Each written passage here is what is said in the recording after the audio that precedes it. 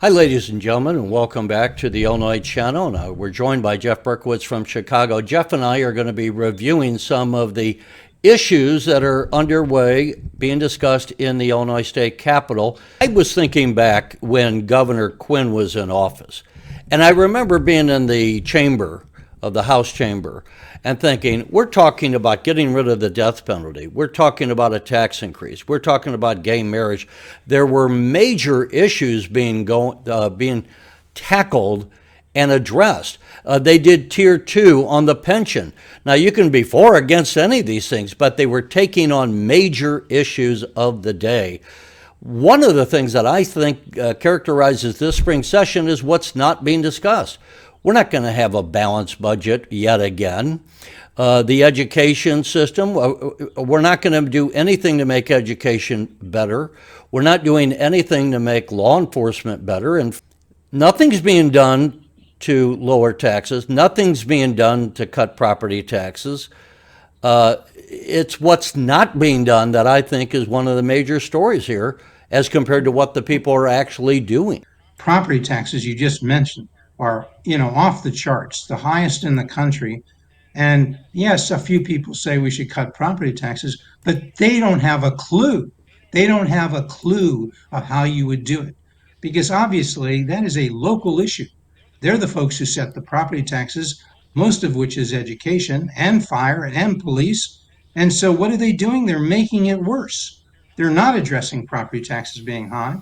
They're coming up with a constitutional amendment, which we'll talk about, which is going to make collective bargaining much, instead of having collective bargaining reform, they're going to have collective bargaining deformities. They're going to make it much worse. So they're going to make it impossible to cut property taxes.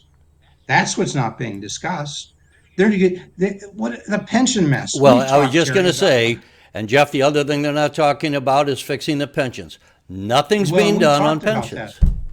Right. We talked about the report from Wirepoint said more than 100 of the 200 largest cities are in trouble. How does that affect that? You say people glaze over when they're talking about pensions. No, they don't glaze over because that means current police, current fire are being sacrificed to pay for exorbitant pensions. We have cities that are going bankrupt around the state because they can't pay their fire and police.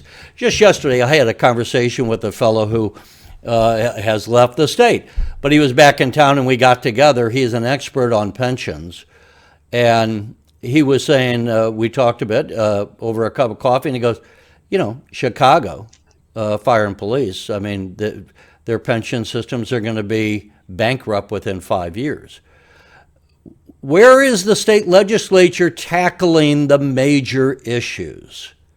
We have how many kids in the Chicago schools don't even graduate high school? How are they going to be prepared for the economy of the future? And those that do graduate, how many of those are functionally illiterate? I mean, we've all had these stories where you say, I have a high school graduate and the kid doesn't know how to make change from a dollar. 20 years ago, we were talking about inner city education across Illinois. We're talking Rockford, we're talking Decatur, we're talking Chicago, we're talking schools where no more than 30% of the minorities in those areas are reading at grade level. 30% maybe are reading at grade level, 70% are another F. Not the fault of the kids, but we're not teaching. Talk about being responsive in teaching. How about we teach the kids how to read? And if we don't do that, how about if we get some teachers who can? What are they doing? This is the major focus of Governor Pritzker. He wants to cut out a scholarship program that allows a small number, 5, 6,000, 7,000 kids to escape their failing schools and go to a private school that clearly the parents are happy with. They want to go there. But he says, oh, it's terrible to give somebody a 75% tax credit if they gave $1.75 off on their taxes. That's terrible. Let's cut out that corporate tax loophole. Is he insane? Seriously? That's a corporate tax loophole? We're going to lose a congressional seat because so many people are leaving the state. This isn't happening across the board in the United States. Our population is going up. Illinois' population is going down. And the point is, What are you doing, legislature, governor? You are elected representatives of the people. You're not addressing the people's issues. You have, again, as we've said, what's happening to these pension costs? That's an issue being ignored. And we have crushing pension costs on the cities, cutting services to pay retirees. We have the fire and police, as I just mentioned, in the city of Chicago, whose pension system is going to collapse within 5 years. This has been long known. This is not like a issue that has crept up on people, and Well, and they're not tackling the major issues. of 118 state house members, Republicans have 45 45. out of 40 118. 45, and Democrats have 73. How's that for a margin? 73 Democrats in the state house, 45 Republicans. And here's their plan, Terry. They don't want to just keep it with 45. Democrats would like to get it to 22. Okay. After the 10-year census, the Democrats came out with their map just about a week ago. What is it that you saw in the map that the Democratic They're majority is targeting doing? 20. Let's take Representative Mizaki, who's one of the leaders, one of the articulate people. So let's harass her, okay? She's in the 47th. Toss her into the 46th. Make this 46 for Deb Conroy more Democratic. How does she like that? Okay, just do that willy-nilly. Because why? Because I can. Because I am Chris Walsh, and it's a new day, and I am Speaker Madigan in disguise. Let's take Amy Grant, a Republican from Wheaton, and let's put her, and she's in the 42nd, and let's put her against Representative Seth Lewis from Bartlett in the 45th, and toss them into the new 47th, okay, where Mizaki was. See how works in Illinois under the New Day? We don't have competition of political parties. We destroy the Republican Party. That way we can talk about whatever we want as Democrats in the last week of session. That way we can throw the budget out there and they won't have time to read it because we don't have opposition. You use the phrase in redistricting, we're supposed to have voters pick politicians. Redistricting reverses it. The common way, they say, is politicians pick their voters. But the new thing that the Democrats have added, they pick their opponents. And they don't want to have 20, they don't want to have 44 incumbents. So let's reduce it to 22. So let's take 22 of those folks and put them against each other. Where is the better democracy? Where is the better approach to budgeting? The lawmakers aren't getting the state budget ahead of time, and the people of this state ought to be fed up. You mentioned they're doing redistricting after the census, but they're not using census data. That was the whole idea, getting the census right, avoiding an undercount of minorities and so forth. And then they're not using the data. Why, Terry? Because they have to get it done by the end of June. Their session is scheduled to end at the end of May. Get it done now. If they get it done after June, the redistricting, when they would have the census data, that risks losing the complete Democratic Party control of redistricting. They don't give a rat's ass about the so-called protecting minorities and undercounts, because those are the folks. The last thing to mention here, okay, is that the one way you can get into the federal court and stay there possibly on a redistricting lawsuit, and that's where you got a chance. You certainly don't have a chance in the biased state courts. The one way the Republicans could get there, if they can make a case that using the census data has polluted this whole thing, it has undercounted minorities, that is a civil right that's protected. That is the kind of gerrymandering that is not permitted. Partisan gerrymandering, the Supreme Court precedent said, do it all you want. Okay. The other issue is that there is a constitutional amendment being proposed that the voters will have to approve before it goes into effect. The Democrats are, let's get some of the wording up here. The Democrats are, and some Republicans are voting for what they call the workers' rights. The supporters of this bill are saying that they are trying to enshrine in the Constitution the rights for the workers. But here, let's listen to Representative Willis as she's saying, look, all we're doing here in the legislature is voting to put this on the ballot, and then it's the voters that are going to decide. And then we'll hear from Representative Chesney, a Republican, who's saying, kind of as we were saying, there's a lot of issues going on here that we should be addressing, and this isn't one of them. We are not saying this is necessarily going to be law of the land, though I personally do support it. But I do believe that this is what we're saying to our people that we represent. Each one of us represents over 100,000 people. And we're saying this is what we want to see go forward. We want your opinion. We want to make sure it goes through. I urge this to pass through this chamber. Let the citizens of the state of Illinois make their decision, and hopefully they'll make the decision that yes, this should be added to the Constitution. But if they don't, that is their decision. Many of you will say nothing about the long-standing tradition of corruption in this state of Illinois. I just asked my colleagues to be intellectually honest of what the vote is today. This isn't about men and women in hats slamming hammers and building stuff. These are the people right outside this door ready to send contribution checks to your campaign to get you reelected. I'm asking my colleagues to vote no. The corruption in the state is too great. The people keep getting indicted. And until we address the ethics reform, nobody's going to want to live in this damn state. And that's the biggest crisis of our state right now. It just came out as we taped this on the 27th of May that yesterday, former Chief of Staff to House Speaker Madigan was indicted, and that's one of the things that he was saying. It's been another in a long list of indictments. The ComEd case continues to brew behind the scenes. We'll have to see where that goes. Jeff, I was talking to yesterday to a fellow who had worked extensively in the Capitol. Let me share what he said to me, that it's the culture of power and that they believe they were above investigation, and thus they believed they could do what they wanted. And when you got a call from Mapes, the fellow who was just indicted yesterday, when you got a call from Mapes, he didn't have to mention the speaker's name. It was implied that Mapes was calling on behalf of the speaker. And Illinois has way too many leaders go down because they believed they were above the law. And yet we have, as others have pointed out, not one bill that's being voted on for ethics reform. And to this day, ladies and gentlemen, lawmakers in the legislature of the state of Illinois can also be a lobbyist. While they are a lawmaker, they can also take money from a group and be a lobbyist.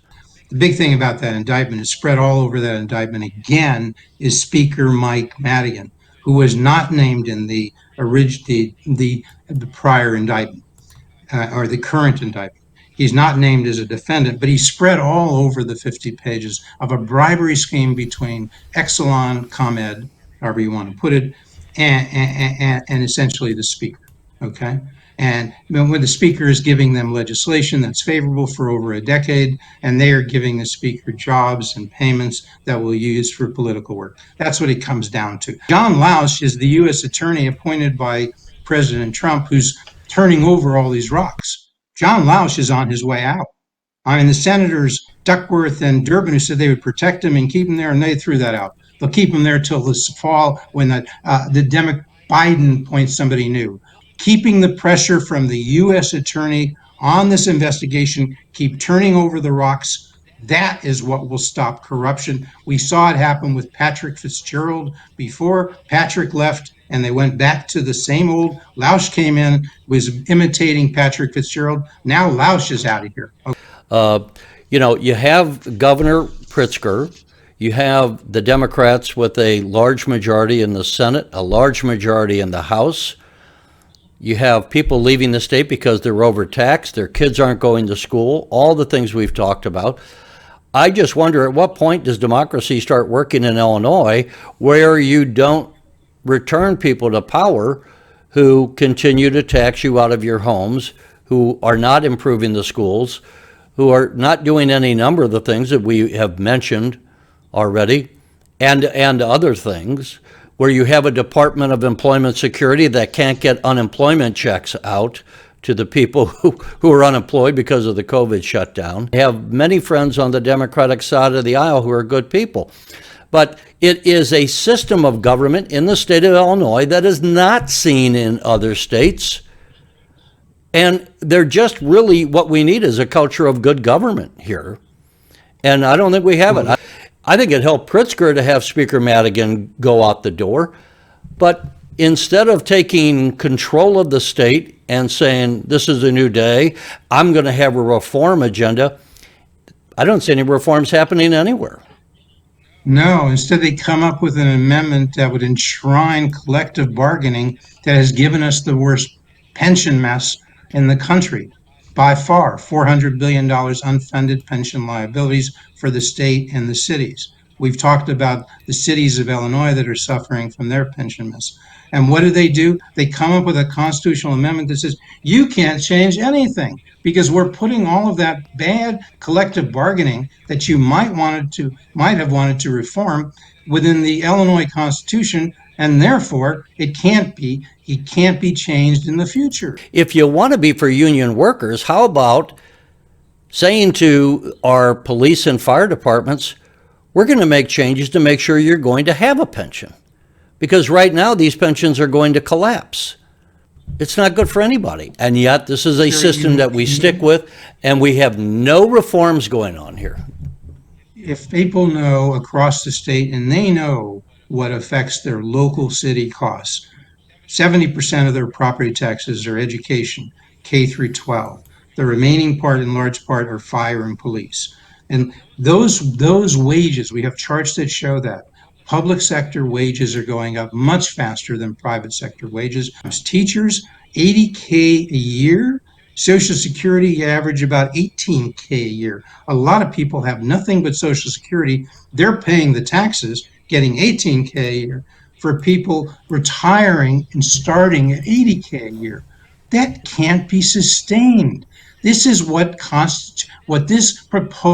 this amendment that's proposed to amend the Illinois Constitution and the legislature just put on the ballot, and that 60% of the Senate Republicans voted for, and 20% of the House Republicans voted for. How do you have a party? How do you have a Republican Party that articulates a viewpoint when half of them go the other way on something that is going to prevent all the reforms that you're talking about? And you and I have talked this is about the key this in the point. past, but where are we? We're going into the 2022 election. There's going to be a run for governor. You've interviewed maybe the majority of the Republicans, maybe I think all the Republican candidates for governor. who are But who candidates speaks and for who are not who speaks for the party these days? Is it McConkey in the Senate? We had him on our show. He came out in January. Did he articulate a plan? Because he did not whip this thing, and the Illinois Review has called for him to step down as the Senate leader because he didn't whip it, and he had 11 of his 18 members go the other way, different from the way McConkey voted, which was against putting this on the ballot. I mean, you're going to have to look for a leader. If it's not McConkey, who is it going to be? If it's not Durkin, who's it going to be? If it's not one of the Republicans that we've interviewed to run for governor and be basically the leader of the party, who's it going to be? But somebody has to be an opposing voice, an articulate voice. The one point to say on this amendment, Terry, I think we made it, but maybe too clear. This amendment would make it impossible to cut property taxes. Why? Because it would broaden this collective bargaining rights, put them into the Constitution. You can't reform. You can't cut labor costs. If you can't cut fire, police, and teacher costs and those pensions, you're not going to be able to lower the costs of the municipalities. So they don't want to then lower their property taxes because they can't get by. And you haven't heard, I don't think, anybody say that. Anybody in the media. It's a little whisper. Why? It's obvious. The people are not being well represented, either by the media or by the political parties. So we can be critical of the Republicans because we can say, where are you people in offering an alternative to what the Democrats are doing? And because if you have different ideas, you're not articulating them very well. I just recently went to a Candace Owens, a young black woman who spoke at the Sangamon County Republican. 1,500 people came. The people are hungry for an alternative view of government, but I think we have, across the board, a disastrous response. The Democrats are not embracing a reform agenda. The Republicans seem not to be offering a reform agenda.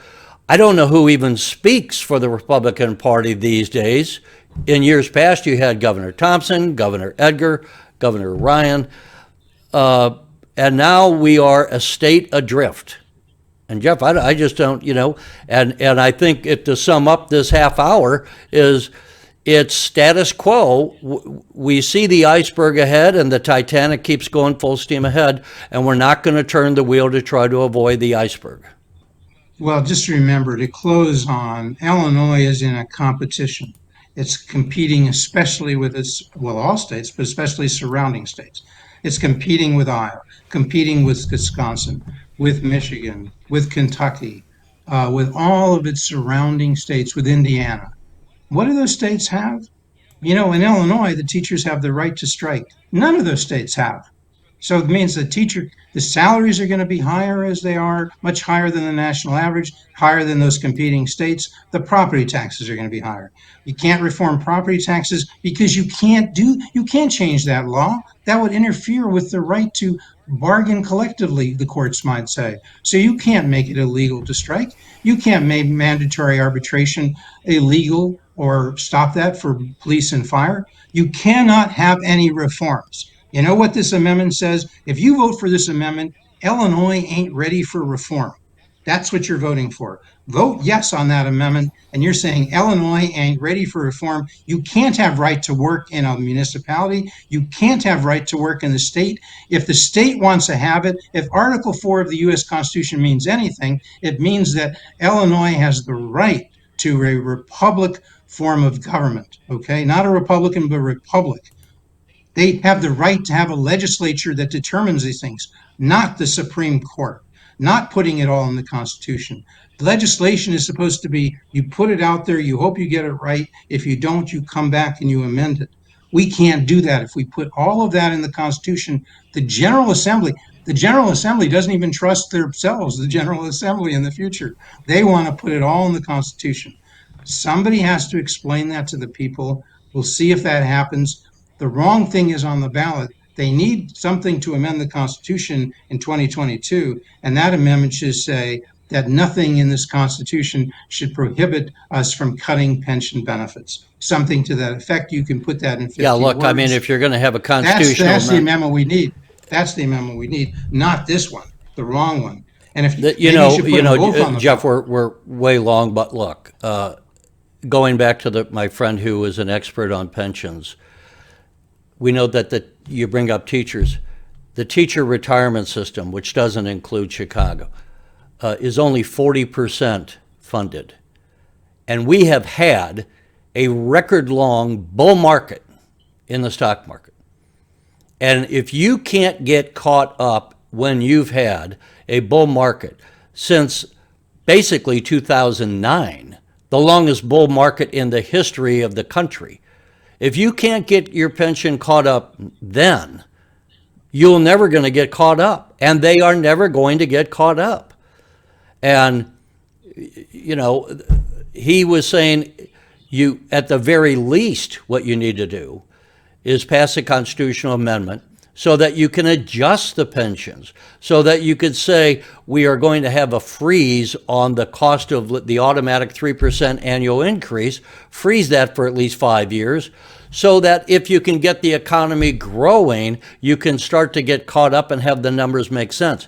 At this point, the legislature of today, the taxpayers of today, are being held captive by what they put in the Constitution 51 years ago in 1970, so that we cannot make in 2021 the economic changes and adjustments to pensions that need to be made to A, protect the recipients from not getting their pensions, and B, protect the taxpayers from not being taxed out of their homes. Instead, nothing is being done, no effort is being made, and the only option for Illinois taxpayers that don't want to put up with this is they pack up their belongings and they leave the state. And that is happening, and we see it in the loss of population and in the loss of yet another congressional district seat. So, as we have this But there still legislature, isn't- I don't know why anyone would be optimistic about the future of Illinois there's- politics. Well, here's the optimism. There still is a democracy. There still will be a vote. I don't know if it's This true in amendment Illinois, would- is it? Do we still have a Well, democracy we'll see, here? but we'll see. This amendment has to be passed by at least a majority of the people in the state of Illinois. Remember, there are 7%. This is supposedly about worker rights? No. It's about union rights. Unions that have monopoly or market power are being given more. And the people who get to vote on this, remember, only 7% of the private sector is unionized. 93% are not. Are You they know, gonna be helped? a better Those number though, Jeff? 93%? What percent of the 93% that are not unionized donate to political campaigns versus the 7% Right. who are in unions? I think I that's understand that. that's the nub, right? But the other number I was about to say is 37% of the public sector unions are unionized. That's where the growth has occurred in recent decades in the public sector. So those public sector unions the public sector is heavily unionized. It's a relatively small portion of the percentage of the Illinois population, but it's a large percentage in terms of donations going to the Democratic Party, the so-called unholy alliance between unions and the Democratic Party, which occurs around the country. But that vote will be in 2022, and you got to ask, 3%, maybe counting the family, 10% benefit from this, 90% are hurt. It should be an easy vote. It should I don't be. think, look, it sounds like we're anti-union. We're not anti-union. We're not anti-Democrat. We're basically saying, I think here, that the people of Illinois deserve a better government than they're getting. And what we are against is bad government. And what we are against is not addressing the issues that are damning this state to a future where the pensions collapse, the property values collapse, the education system is not performing as it should. And if we're going to be a self-governing people, we ought to be addressing the issues that matter, and we are not. And we are not getting the leadership that we deserve. That's what I'm saying. And that is not a partisan statement. That's a statement of reality. Absolutely. If there's a contra argument here, let's hear it. If people Folks, want to make your explain comments, why- right? You're watching this on YouTube, make your comments. Let us know what you think. Jeff, we're way long. We'll say goodbye. The legislature will be out of session. Maybe we can take a look at what they actually did in the wee small hours. You and I, and with 3 days left, we don't have basically any information about what's in the budget. And you know what? Neither do most of the people in the House chamber. And that also is no way to be running a democracy. in the General Assembly, nobody in the House or Senate has any idea. How can they questionize and then virtually- or vote for or against? They don't even know what's in the budget that's going to be passed in a matter of, 48 hours from now as we tape this? And what do they say? 800 pages to, sift through? And what will it be? 24 hours? Probably in the neighborhood of $46 billion. Probably in that neighborhood, maybe more. $47 billion. And Jeff, why should anyone have the right to look at that? Why don't we just rubber stamp it? Why do we have the lawmakers? Let's just have their rubber stamp applied by staff members. I mean, it's just that ridiculous. It's time that people get angry. It's time that you quit acting like sheep, because you're certainly not being respected by those in government. Well, it's time for change. It's time for change, to coin a new phrase. All right, we'll say goodbye, folks. We'll see you next time.